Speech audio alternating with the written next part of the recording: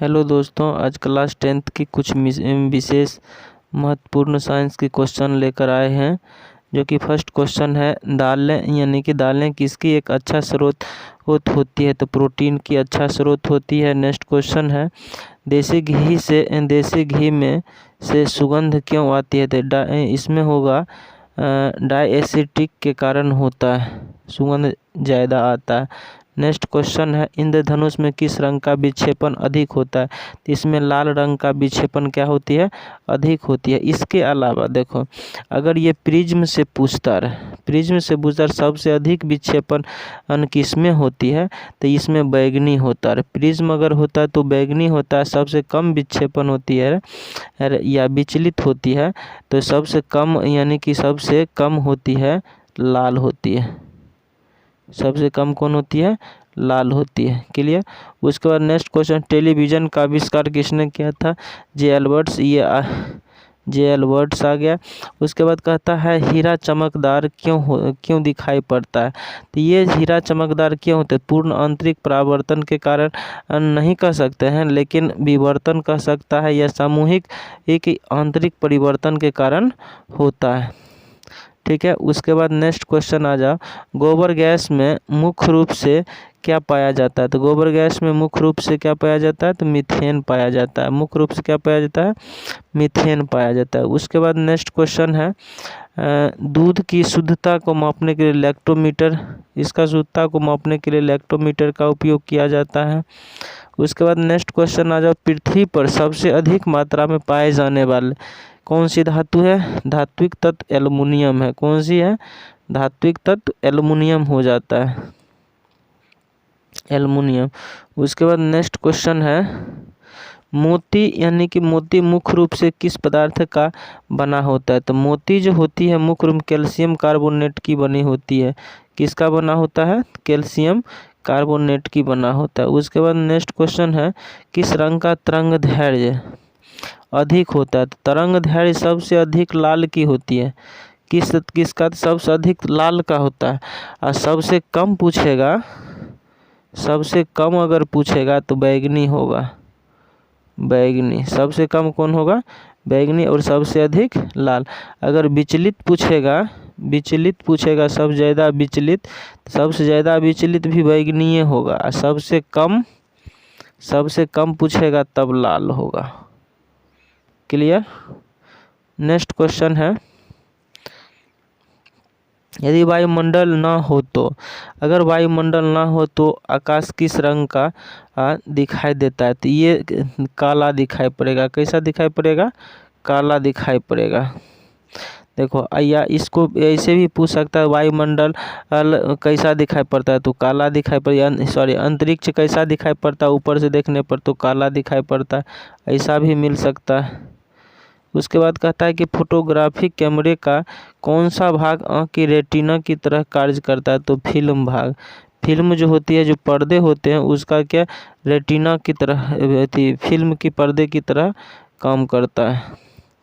उसके बाद next question आ गया, जब कोई वस्तु दो समतल दर्पण के बीच रखी जाती है तो बने हुए प्रतिबिंब की संख्याएं कितनी होती है? देखो, इसमें समझना क्या है। कहता है कि मान लो कि एक दर्पण इधर से है, एक दर्पण इधर से है, एक दर्पण इधर से। इसके बीच में अगर कोई भी वस्तु रख दे तो इसमें क्या होते है? तो इसके अंदर मतलब अंदर के अंदर दिखाई पड़ते रहता है। तो इसी में क्या होगा? अनंत हो जाएगा। अगर इसमें भी नहीं समझ में आया तो इसमें समझना और क्या है, कभी दाढ़ी बनाने के लिए कभी गया होगा, या फिर केस या दाढ़ी या बाल कुछ भी, तो उसमें देखा होगा एक सीट पर जैसे बैठे हुए हैं तो अनेकों फोटो आता है। सेम उसी प्रकार समझना है। अनेकों फोटो आता है, उसको थोड़ा तिरछा रहता है, लेकिन उसको जब समान रूप से समतल में कर दिया जाए तो अनेक फोटो दिखाई देने लगता है। क्लियर। उसके बाद आ जाओ, यदि एक व्यक्ति दो समतल दर्पण जो 60 डिग्री के कोण पर अनंत है यानी कि रखा हुआ है के बीच खड़ा हो तो उसके यानी खड़ा हो तब उसे कितनी प्रतिबिंब दिखाई पड़ते हैं, इसमें भी थोड़ा समझना। देखो इसमें कहता है ये 60 डिग्री दिया है, तो नहीं समझ में अभी तो 360 में 60 से भाग दो ई कट गया, 6 छाक 36 6 आया, और इसमें 6, इसमें 1 घटा देना, उतना प्रतिबिंब बनेगा। क्या होगी? उतना प्रतिबिंब बनेगा। जैसे कि 30 डिग्री का हो, अगर मान लो कि 30 डिग्री को हम लेते हैं तो इसमें 360 में 30 से भाग दें, 3 कम 3 और 3 दूनी 6, 12 हुआ, तो 12 में से 1 घटा लेना, कितना? 11 प्रतिबिंब बनेगा। तो इसमें 60 है तो 6 छाक 36, 6 आता है, 6 में से 1 घटा लेते हैं तो कितना? 5 प्रतिबिंब बनेगा। क्लियर? कितना रहेगा? 5। कहता है कि हम पृथ्वी के पृष्ठ पर सूर्य का प्रकाश प्राप्त करते हैं, ये प्रकाश किस प्रकार के किरण पुंज है? तो ये समांतर है। कैसा है? चला, समांतर है। उसके बाद कहता है कि डायोप्टर किसकी इकाई है? तो ये डायोप्टर लेंस की क्षमता को मापा जाता है, डायोप्टर्स। उसके बाद कहता है कि पिछली साइड के ट्रैफिक को देखने के लिए, या ऐसे भी दे सकता है, साइड मिरर में कौन सा दर्पण यूज किया जाता है, या ऑटोमोबाइल साइड में किसका उपयोग किया जाता है? तो इसमें कौन होगा? उत्तल दर्पण होगा। अच्छा, उत्तल लेंस नहीं मारना है, लेंस नहीं मारना है, क्योंकि लेंस जो होती है ये हमारे आँखों में होती है, ये आँख में होता है क्या? उत्तल लेंस। लेंस से भी एक वीडियो डालेंगे। कहता है वाहन के अग्रदीप यानी कि हेडलाइट में, तो हेडलाइट में अगर कहा जाए तो उसमें परावर्लिक दर्पण का उपयोग किया जाता है। कहता है कि कार चलाते समय अपने पीछे के यातायात को देखने के लिए, वही साइड मिरर आ गया। साइड मिरर में उत्तल दर्पण बताए थे। उत्तल दर्पण कई तरह के क्वेश्चन को घुमा घुमा कर पूछ सकता है।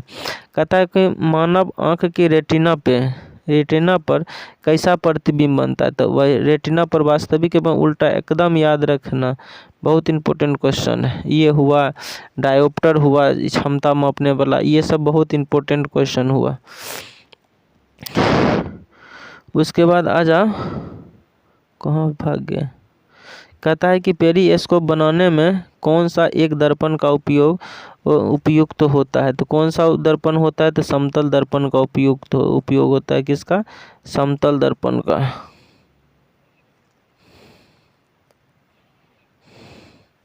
नेक्स्ट क्वेश्चन है, कुलीज नालिका का प्रयोग क्या उत्पन्न करने के लिए किया जाता? तो एक्स किरणें उत्पन्न करने के लिए किया जाता है। कहता है साबुन के पतले झाग में चमकदार रंगों का बनना किस परिघटना का परिणाम होता है? तो ये किसका परिणाम होता है? बहुलित परावर्तन और व्यतिकरण। यदि नहीं भी देगा लेकिन ये व्यतिकरण याद रखना, व्यतिकरण के कारण ये चमकीला फुक्का की तरह बनता है, और उसमें 7 रंग के दिखाई जो पड़ता है ग्रीन, वही है। उसके बाद आ जाओ, नेक्स्ट क्वेश्चन है, क्वेश्चन एंड हो गया। फिर अगले वीडियो में बताएंगे